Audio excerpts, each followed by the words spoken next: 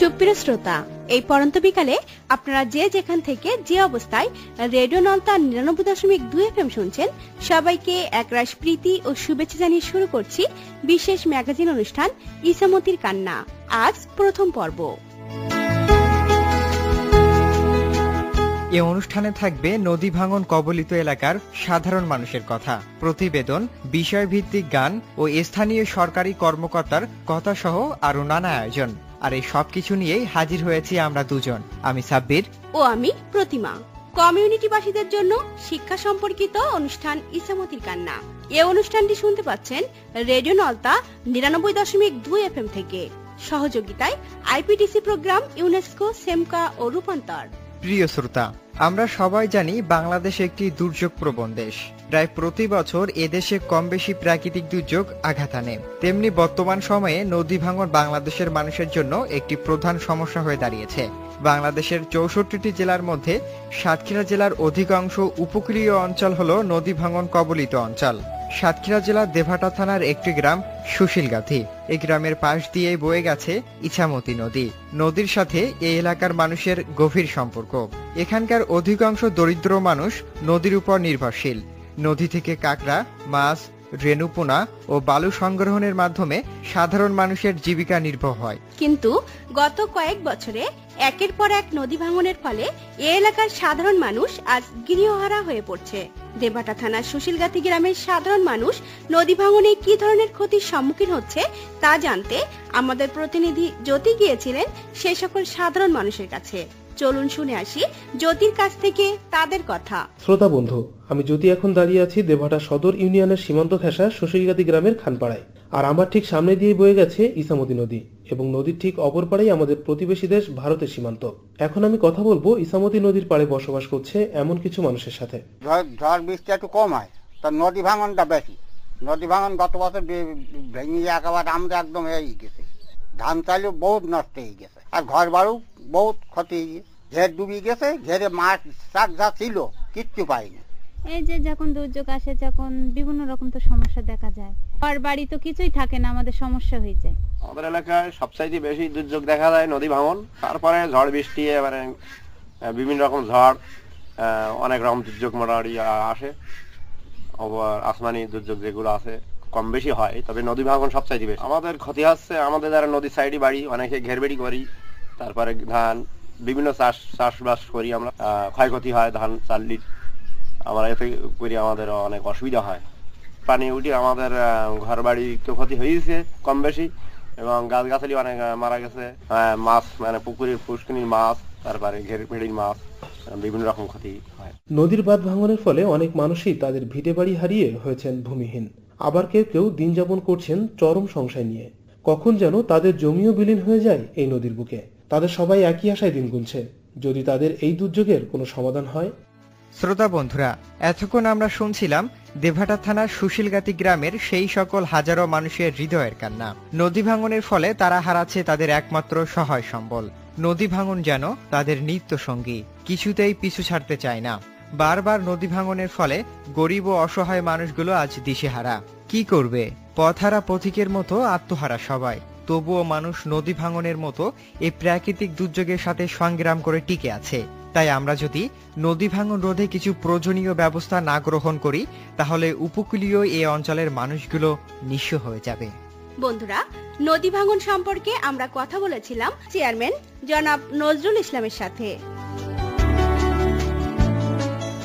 আমাদের ইউনিয়ন পরিষদের দুর্যোগ মোকাবেলা কমিটি আছে, আমাদের স্ট্যান্ডিং কমিটি আছে। যেহেতু আমার দেভাটা ইউনিয়ন একটা নদী কবলিত, নদীর ভাঙন কবলিত এলাকা, দীর্ঘ প্রায় ৬ থেকে ৭ কিলোমিটার আমাদের দৈর্ঘ্য ইউনিয়নটা নদীর পাড় দিয়ে ঘেঁষা। আমরা মাঝে একটা শিবনগর এলাকায় একটা কালভার্ট করেছি, তাও অবদার পারমিশন নিয়ে সেখানে পানি শোনার জন্য একটা পথ তৈরি করে দিচ্ছি। আমাদের যে স্ট্যান্ডিং কমিটি আছে, আমাদের মাসিক মিটিং বা জরুরি মিটিং আমরা যেগুলো করি, সামনে যেটা আসে ওই মিটিংয়ে আমরা রেজলিউশন নিয়ে নেই। রেজলিউশন নিয়ে এই রেজলিউশনের কপি আমরা উপজেলা সমন্বয় কমিটিতে পাঠাই। ওখানে আমাদের মিটিংয়ে ওই কমিটির ওই কাগজের যে রেজলিউশনের কপি ওখানে পাঠ করি জানাবার পরে ওখানে পাশ হয়।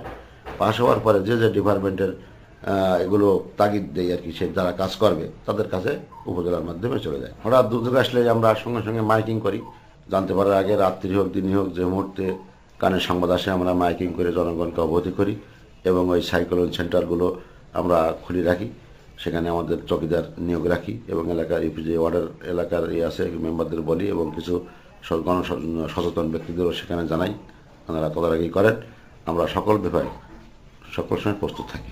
সুপ্রিয় শ্রোতা বন্ধুরা, আপনারা শুনছেন কমিউনিটি শিক্ষণ অনুষ্ঠান ইসামতির কান্নার প্রথম পর্ব।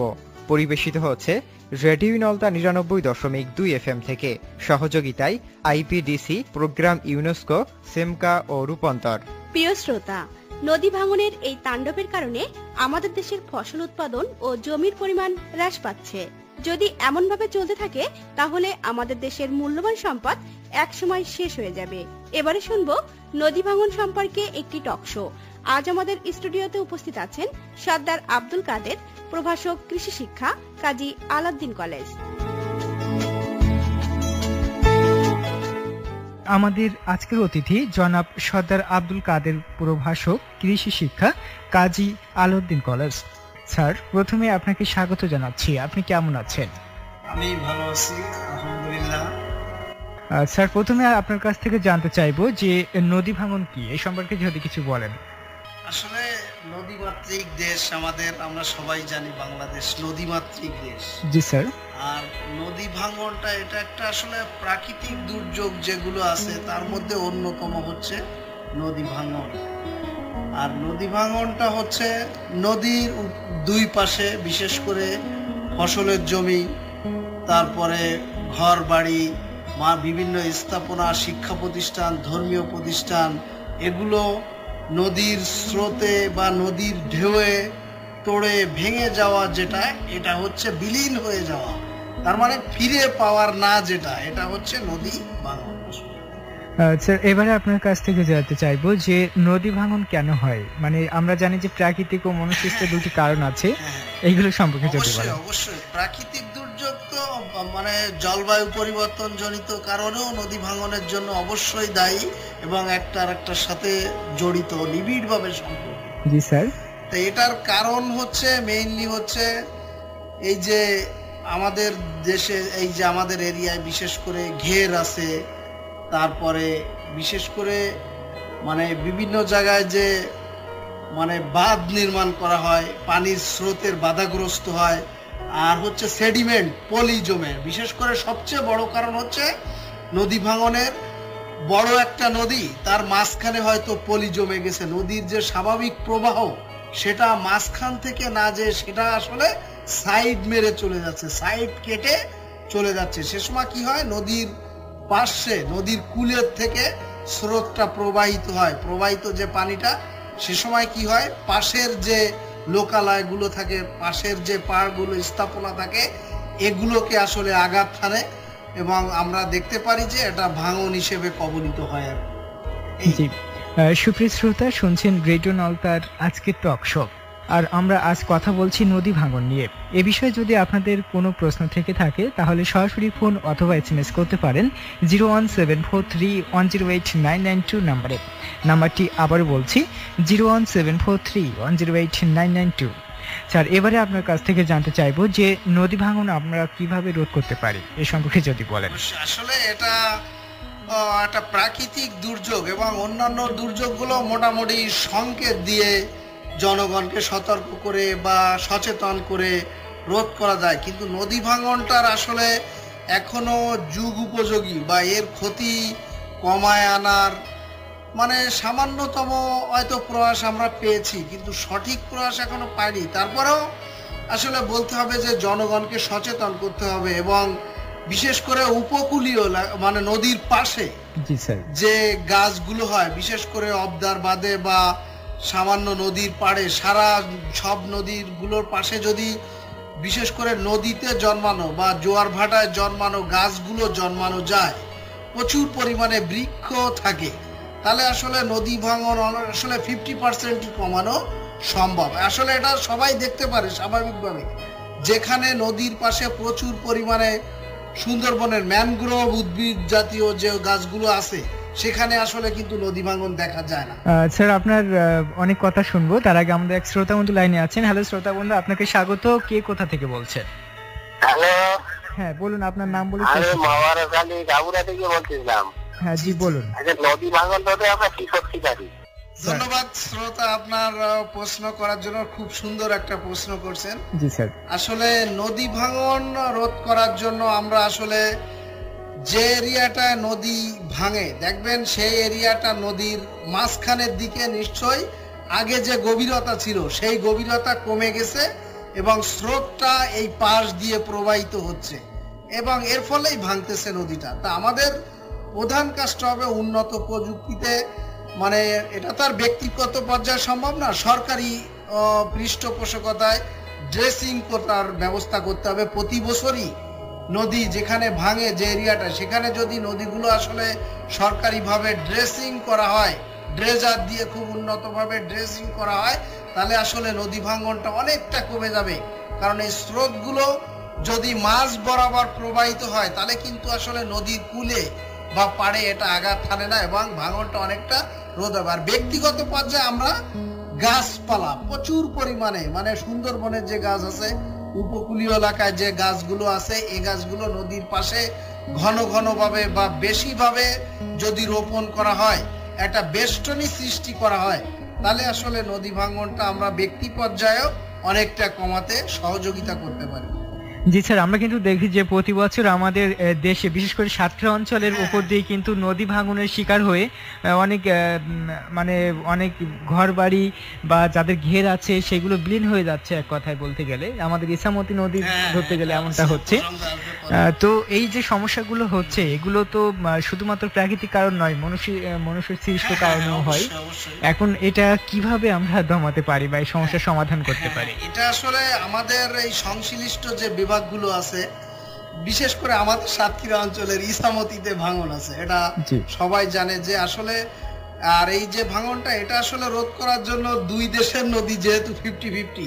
জি, আর তাছাড়া স্যার ব্লক দিয়েও মানুষের যাচ্ছে না, চলে যাচ্ছে। আসলে দেখা গেছে অনেক জায়গায় যে ব্লক দিয়েও রোধ করা সম্ভব হচ্ছে না, কিন্তু আসলে দুই দেশের আসলে যৌথ প্রচেষ্টায়, বিশেষ করে ইছামতিটা যদি ড্রেসিং করা যায়, ড্রেসিং করে যদি নদীর ওই স্রোতের গতিটা মাঝা পর্যায়ে নেওয়া যায়, তাহলে আসলে এটা করা যাবে।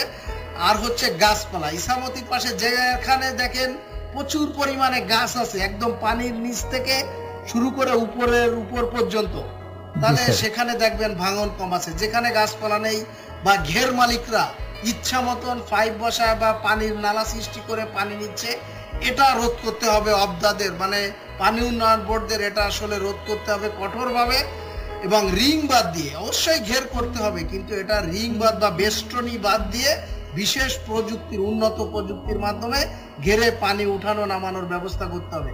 কিন্তু আসলে আমাদের ইছামতির পাশে দেখা যায় যে ইচ্ছা মতন একজন ঘেরে পানি নিচ্ছে, নিজে একটা পাইপ সেট করে।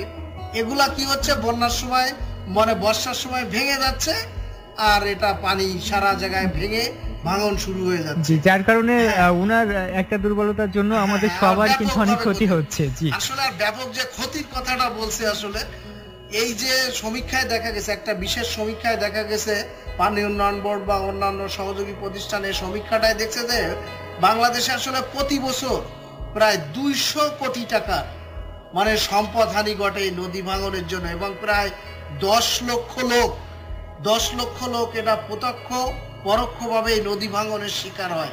আর বিশেষ করে বড় নদীগুলো দেখেন, যেমন যমুনা নদী, যেমন দেখা যায় প্রতি বছর, এবং এই শুরু হয়ে যাবে বৈশাখ থেকেই শুরু হয়ে যাবে সিরাজগঞ্জ, জামালপুর, বগুড়া, এসব জেলাগুলো ব্যাপক ভাঙন কবলিত এলাকা। মেঘনা, যেমন চাঁদপুরের পাশে মেঘনায় ভাঙে, চাঁদপুরে ভাঙে, ব্যাপকভাবে ভাঙন দেখা যায় বড় বড় নদী। এরপরে পাবনা আছে ভাঙে, তারপরে পটুয়াখালী আছে, বরগুনা আছে। এই জেলাগুলো আসলে নদী ভাঙনের ব্যাপক প্রভাব সৃষ্টি করে আসলে। জি, সুপ্রিয় শ্রোতা, শুনছেন রেডিও নলতার আজকের টক শো। আমরা আজকের বিষয় রেখেছি নদী ভাঙন। উক্ত বিষয়ে যদি আপনাদের কোনো প্রশ্ন থেকে থাকে তাহলে সরাসরি ফোন বা SMS করতে পারেন 01743108992 নাম্বারে। নাম্বারটা আবারও বলছি 01743108992। স্যার, এবারে আপনার কাছ থেকে জানতে চাইবো যে সাধারণত আমরা দেখি যে ঘের এলাকার মানুষগুলোর কিছুটা দুর্বলতার কারণে হয়তো বা নদী অনেকটা ভেঙে যাচ্ছে, যে এরপরেও আমরা দেখি যে নদীর মাঝখান দিয়ে অনেক চর ওঠে বা চর হয়, ওই চরগুলো কাটলে নদী ভাঙন হয় কিনা বা না কাটলে কোনো সমস্যা হয় কিনা সেই বিষয়ে যদি কিছু বলেন। অবশ্যই অবশ্যই, এই চরগুলোই তো মানে এই যে পলিগুলো নদীর জমছে, তা এখন পানি তো যাচ্ছেই, কিন্তু এই পানিগুলো যদি ভরাট হয়ে যায় নদী তাহলে যাবে কই?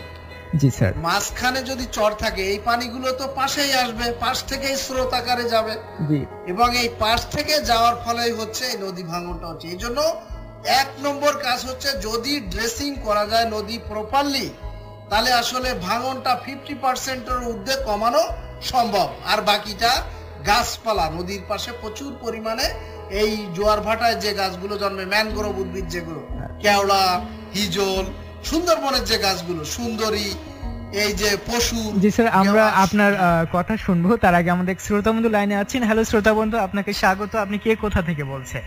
সীমা বলছিলাম বসন্তপুর থেকে। জি, আপনার প্রশ্ন করুন। দাদা, আমার প্রশ্নটা হচ্ছে নদী ভাঙন প্রতিরোধে আমরা কি করতে পারি? ধন্যবাদ, শুনতে থাকুন। আসলে নদী ভাঙন প্রাকৃতিক দুর্যোগ এমনই একটা, ব্যক্তিগত পর্যায়ে আসলে এটা রোধ করার তেমনটার কোনো স্কোপ নাই। তারপরে ব্যক্তিগত পর্যায়ে একটা স্কোপ আছে, সে যদি আসলে উদার মনের হয় বা পরিবেশ বান্ধব মন মানসিকতার হয়, তাহলে সে গাছ রোপণ করতে পারে, মানুষকে সচেতন করতে পারে, তার এলাকায় বা আমাদের রেডিওনাল তার কমিউনিটি এলাকায় সচেতনতা বৃদ্ধি করতে পারে নদী ভাঙন কবলিত এলাকায় মানুষকে, এবং প্রচুর পরিমাণে বৃক্ষ রোপণ করতে হবে, এবং যারা ঘের করে তাদেরকে সচেতন করতে হবে। ঘেরে পানি আনার যে একটা সিস্টেম আছে, এটার মাধ্যমে আসলে আমাদের এই ইসামতির ভাঙনটা বা এই গাবুরা এরিয়া, শ্যামনগরের কিছু এলাকায় ভাঙন কবলিত হয় ঘেরের, মানে পানি উন্নয়ন বোর্ডের অব্যবস্থাপনা এবং ঘের মালিকদের যথেচ্ছা ব্যবহারের জন্য এটা হয়। জি স্যার, আমরা আপনার কথা শুনবো, তার আগে আমাদের এক শ্রোতা বন্ধু লাইনে আছেন। হ্যালো শ্রোতা বন্ধু, আপনাকে স্বাগত। কে কোথা থেকে বলছেন? হ্যাঁ, আপনি প্রশ্ন করুন। হ্যাঁ, বলেন। আমাদের এখানে গত গনে ভেঙে পড়েছে, ক্ষতি হয়ে গেছে, মানে এখন মানে মাটি বাদ দিয়েছে, বাদ নেমে যাচ্ছে, এখানে মানে খুবই সমস্যা হচ্ছে। আর আমরা কিভাবে এটা নিয়ন্ত্রণ আনবো? এটা ধন্যবাদ, আপনি শুনতে থাকুন বন্ধু। ধন্যবাদ শ্রোতা আপনার প্রশ্নের জন্য। আসলে এখানে হয়তো প্রথম পর্যায়ে বা এই নতুন ভাবে হয়তো ভাঙন শুরু হয়েছে, তা আসলে এখানে আপনারা পানি উন্নয়ন বোর্ডের লোকজনের সাথে দেখা করেন এবং কিছু কিছু কার্যকরী ব্যবস্থা পানি উন্নয়ন অত্যাধুনিক ভাবে ফাইলিং বা বাঁশের খাঁচা সিস্টেমে ফাইলিং আছে, তারপরে স্যান্ড বস্তা মানে বালির বস্তা ভরে ফাইলিং আছে, মানে ব্লক সিস্টেমে ফাইলিং আছে, তারপরে তারের জালি সিস্টেমে খোয়া ভরে তালের জালি সিস্টেমে খোয়াটা, এগুলো আপনারা পানি উন্নয়ন বোর্ডের সাথে যোগাযোগ করে বা আর নিজেরা সচেতন ভাবে মানে যারা আছেন তারা খেয়াল করবেন যে আসলে পানির স্রোতটা এটা নদীর পাশ থেকে বচ্ছে। এখন দেখবেন আপনারা মানে পাশ থেকে যে স্রোতের প্রবাহ যতটা গতি আছে, ওই নদীটার মাঝখানের দিকে দেখবেন যে স্রোতের অত গতি নেই, কারণ হচ্ছে ওখানে পলি পড়ে গেছে, ভরাট হয়ে গেছে, অনেক ভরাট হয়ে গেছে, এই জন্য আসলে ওখানে ভাঙনটা হচ্ছে। তা আপনারা আসলে পানি উন্নয়ন বোর্ডের সাথে যোগাযোগ করেন, এই আর কি। স্যার, আমাদের অনুষ্ঠানের সময় প্রায় শেষ, তো সব শেষে যদি আপনার নদী ভাঙন রোধ সম্পর্কে অল্প কিছু বলার থাকে আর কি। অবশ্যই অবশ্যই। আসলে জলবায়ু পরিবর্তন জনিত প্রাকৃতিক যে দুর্যোগগুলো, তার মধ্যে আসলে নদী ভাঙন আসলে মারাত্মক মানে ভয়াবহ একটা প্রভাব। এমনই একটা প্রভাব যে এখানে আসলে রাত্রে হয়তো সবাই শুয়ে আছে, হঠাৎ করে মানে গ্রামের পর গ্রামও বিলীন হওয়ার ইতিহাস আছে আমাদের, বিশেষ করে সিরাজগঞ্জ, জামালপুর গত বছরই এটা দেখা গেছিল যে মানে মানে প্রায় 1.5-2 কিলোমিটার এক রাতে বিলীন হয়েছিল। তা আসলে এখানে ফাইলিং এর একটা ব্যবস্থা, এটা যেহেতু পানি উন্নয়ন করবে, আর সামান্য পর্যায়ে যেখানে ছোট পর্যায়ে ভাঙন দেখা দেবে সেখানে আসলে ব্যক্তিগত পর্যায়ে সবাই সচেতন হয়ে যে এটা মারাত্মক আকার ধারণ করার আগে আমরা ব্যক্তিগত পর্যায়ে বাঁশ বা কাঠের যে লক আছে এগুলা চিকুন ভাবে, মেম্বার চেয়ারম্যান আছে, জনপ্রতিনিধি, তাদের সহযোগিতায় জনগণ মিলে সবাই মিলে যে সবার স্বার্থে, কারণ এটা ব্যাপক আকারে দেখা দিলে তো গ্রামের পর গ্রাম বিলীন হয়ে যাবে, তাই আমরা ব্যক্তিগত পর্যায়ে সচেতন হব এবং নদীর পাশে প্রচুর পরিমাণে গাছ লাগানোর জন্য সবাইকে উদ্বুদ্ধ করব এবং নিজেও লাগাবো নদীর পাড়ে। অর্থাৎ তো এখানে তো গাছ পুতলেই গাছ হয় নদীর পাড়ে, বিশেষ করে সুন্দরবনের গাছগুলো, গোলপাতা, তারপরে এই যে কেওড়া, গেওয়া, এই যে গাছগুলো, আর হরগাজা, বিভিন্ন ধরনের যে ওই যে ঝোপঝাড় যে লবণ পানিতে হয়, হ্যাঁ গাছগুলো, এই গাছগুলো লাগানো যাবে। লাগালে আসলে নদী ভাঙনটা অনেকটা রোদে চলে আসবে। আর সবচেয়ে বড় কারণ ড্রেসিং করতে হবে সরকারিভাবে। জি স্যার। স্যার, এতক্ষণ আমাদের সাথে থেকে মূল্যবান বক্তব্য দেওয়ার জন্য আপনাকে অনেক অনেক ধন্যবাদ। বন্ধুরা, আপনারা শুনলেন নদী ভাঙন সম্পর্কে বিশেষ টক শো, সঞ্চালনায় তরুণ কুমার। এতক্ষণ আমাদের স্টুডিওতে উপস্থিত ছিলেন সর্দার আব্দুল কাদের, প্রভাষক, কৃষি শিক্ষা, কাজী আলাউদ্দিন কলেজ। সুপ্রিয় শ্রোতা, আমাদের কথার মাঝে আপনাদেরকে এবারে একটু অন্যদিকে নিয়ে যাব। শুনে আসব চমৎকার একটি নাটিকা। শুনতে থাকুন রেডিও নলতা 99.2 FM।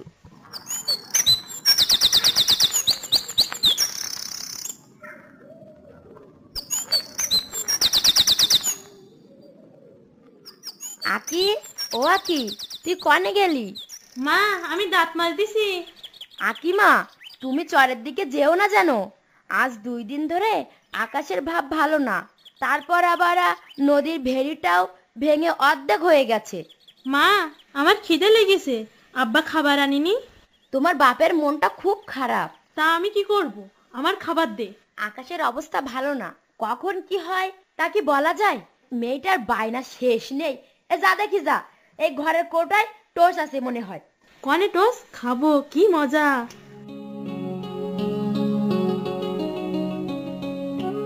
কই পাচ্ছি নে।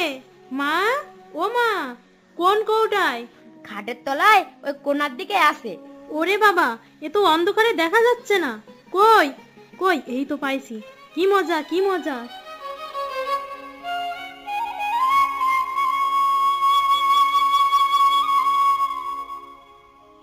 মা, ও মা, আব্বা কনে গেছে? চারদিকে কিরাম অন্ধকার হয়ে এসতেছে। মা, আমি দেখতে যাব নদীর পানিতে কিরাম ঢেউ উঠতেছে। না কি না, খবরদার ঘরের বারান্দা থেকে নিচে নামিস না যেন, তোর বাপ যে আবার কনে গেল। মা, ওই যে আব্বা আসতেছে। আব্বা, আব্বা, দেখো কি অন্ধকার। মা কি, তুমি যেন ঘরের বাইরে যেও না। ঠিক আছে আব্বা। মা, ভাত দাও। তোর শুধু খাওয়া আর খাওয়া। আকির মা, ও ছোট মানুষ, ও কি আর বোঝে? তুমি রাগ করো না, বুঝাও। দাও দাও, ভাত দাও। তুমি সে খেয়ে নাও। না, আমি এখন খাবো না। সেই কোন ভোরে গেলে আর এখন এলে, কোনো কিছু হয়েছে নাকি? আজ কিন্তু অনেক বৃষ্টি হতে পারে, আবার অনেক তার সাথে ঝড়ও হতে পারে। ওয়াকির বাপ, তুমি কি বলতে চাও? তাহলে আমার গো উপায় কি হবে? তোমার কতবার করে বললাম এই নদীর পাড়ে ঘর বাঁধতে হবে না। আরে কার কথা কেরা শোনে? এবার যদি কিছু হয় তাহলে আমার গা উপায়টা কি হবে না? এই আমার গা যায় হইক গে, আমার গা মেয়েটার উপায় কি হবে একটু বলো দিনি। এখন আল্লাহ আল্লাহ কর। হ্যাঁ, ভাত দেবো, আমি দেখে আসি ভেড়ির কি অবস্থা। মা, আমি আব্বার সাথে যাব। তোর ঠ্যাং ভেঙে দেবা না দেখিস কানি। আকির মা, ওরাম বললো না। আকি, আকাশের অবস্থা খারাপ মা, তোমার জাতি হবে না। আমি যাব আর আসবো, তুমি তারে ভাত খেয়ে নাও। আচ্ছা আব্বা, তুমি আসলি তারপর খাবো। আকি, আমার পাশ পাশ থাকবি, আয় ঘরের ভেতরে আয়।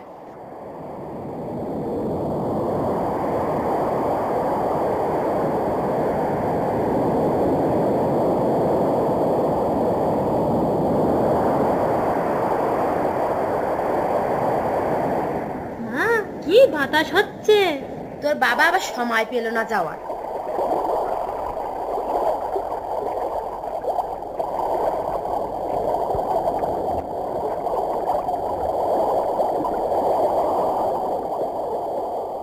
আল্লাহ রে, কি ঝড় বৃষ্টি শুরু হলো। আকির বাপটা যে কনে গেল এখনো বাড়ি আসেনি। বাতাসে ঘর সব নড়তেছে। আমি মেয়েটাকে নিয়ে একা একা কি করব? আল্লাহ তুমি রক্ষা করো। মা, ও মা, আব্বা কনে গে? এখনো আসতেছ না কেন? আমার তো চিন্তা হচ্ছে রে মা। মা, ও মা, এদিকে খাবারের কৌটোগুন সব ঘরের মেঝে এলো কি করে? কই দেখে। ও মা, আকি, আকি তুই কনে? এ কি ঘরে পানি ঢুকেছে? মা কি তুই যেন নিচে নামিস না, তাহলে কি নদীর ভেড়ি ভেঙে গেছে? পানির কি শব্দ হচ্ছে? মা, ও মা, আমার আব্বা কোনে? আমি আব্বার কাছে যাব। কান্দিস নে মা, কান্দিস নে। আল্লাহ আল্লাহ কর মা, আল্লাহ আল্লাহ কর।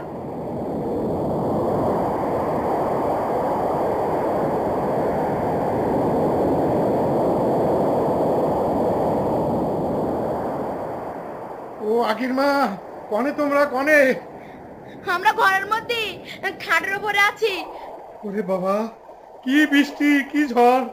যাক বাবা, বৃষ্টি কমে গেছে, বাতাস অল্প অল্প হচ্ছে। তোমার কিচ্ছু হয়নি তো? তোমার মেয়ে তো তোমার চিন্তায় কেঁদে কেঁদে পাগল হয়ে গেল। কই আমার আকিমা, আমার কোলে আয় মা।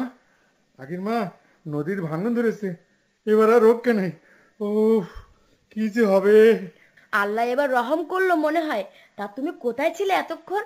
আমরা 4-5 জন নদী ভাঙনের ওখানে ছিলাম, তাই আসতে দেরি হলো। যাক, কোনো বিপদ হয়নি। বিপদ হয়নি, কিন্তু নদীর ভাঙন ধরেছে, তাই তো বড় বিপদ। যাক, বৃষ্টি ধরে গেছে, এবার আমরা মেম্বারের কাছে যাব, যেয়ে নদী ভাঙন রোধ করার জন্য কিছু কাজ নেব, তা দিয়ে সবাই মিলে নদী ভাঙন রোধ করব।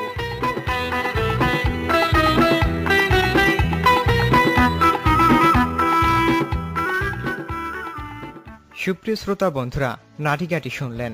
নদী ভাঙনের মাত্রা যেভাবে বেড়েই চলেছে, তাতে করে তীব্রতা আরো ভয়াবহ হবে আমাদের আগামী প্রজন্মের উপর। তাই নদী ভাঙন রোধে আমাদের সবার উচিত সরকারি বেসরকারি বিভিন্ন এনজিওর সাথে একযোগে কাঁধে কাঁধ মিলিয়ে কাজ করা। প্রিয় শ্রোতা, প্রাকৃতিক দুর্যোগের কারণে সৃষ্ট নদী ভাঙনের ফলে আমাদের দেশে প্রায় প্রতি বছর শত শত বিঘা জমি নদীগর্ভে বিলীন হয়ে যাচ্ছে, যার ফলে আমরা হারাচ্ছি আমাদের ঘর বাড়ি, ফসল, বসতভিটা, উর্বর ভূমি। তাই এখনই আমাদের উচিত নদী ভাঙন রোধে কার্যকারী ব্যবস্থা গ্রহণ করা। বন্ধুরা, আপনারা শুনছেন রেডিও নলতা FM 99.2। চলছে রেডিও নলতার বিশেষ অনুষ্ঠান ইসামতি কান্না। আজ প্রথম পর্ব। আপনারা শুনছেন কমিউনিটি শিখন অনুষ্ঠান ইছামতির কান্নার প্রথম পর্ব। পরিবেশিত হচ্ছে রেডিও নলতা 99.2 FM থেকে। সহযোগিতায় IPDC, প্রোগ্রাম ইউনেস্কো, সেমকা ও রূপান্তর। সুপ্রিয় শ্রোতা বন্ধুরা, এখন থাকছে আপনাদের জন্য চমৎকার একটি গান।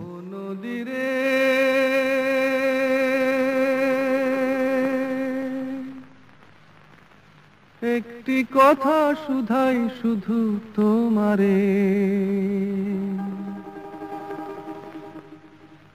ও নদীরে,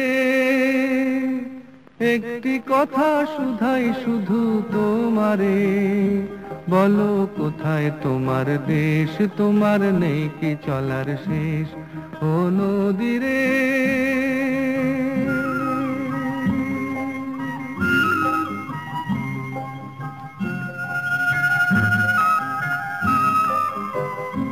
তোমার কোনো বাঁধন নাই, তুমি ঘর ছাড়া কি তাই,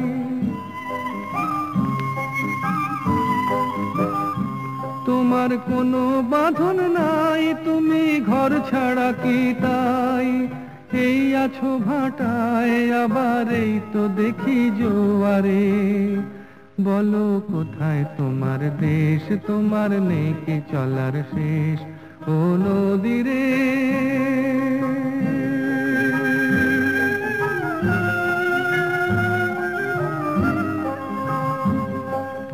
একুল ভেঙে অকুল তুমি গড়ো, যার একুল অকুল দুকুল গেল, তার লাগি কি করো, একুল ভেঙে অকুল তুমি গড়ো, যার একুল অকুল দুকুল গেল, তার লাগি কি করো।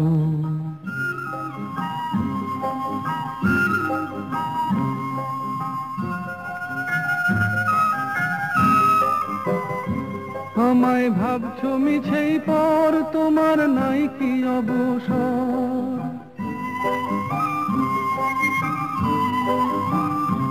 আমায় ভাবছো মিছেই পর, তোমার নাই কি অবসর, সুখ দুঃখের কথা কিছু কইলে না হয় আমারে, বলো কোথায় তোমার দেশ, তোমার নেই কি চলার শেষ, ও ও নদীরে একটি কথা শুধাই শুধু তোমারে, বলো কোথায় তোমার দেশ, তোমার নেই কি চলার শেষ, ও নদীরে।